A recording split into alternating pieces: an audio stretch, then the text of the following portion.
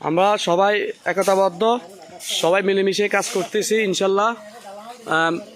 ভবিষ্যতে আমরা এভাবে কাজ করব, সামাজিক যে কোনো কাজ ইনশাল্লাহ আমাদেরকে পাবেন।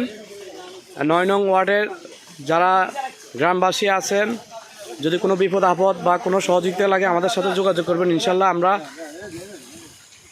সবাই প্রস্তুত আছি ইনশাল্লাহ।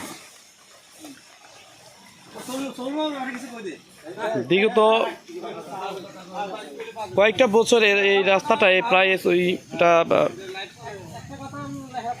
এই রাস্তা অনেকবার ভেঙে গেছিল, আমরা মেরামত করছিলাম কয়েকবার, কিন্তু আমাদের মেয়র কাউন্সিলর কিন্তু প্রতিনিধি আমাদের মন্নান খান বাচ্চু এই রাস্তাটা করে দিয়ে গেছিল।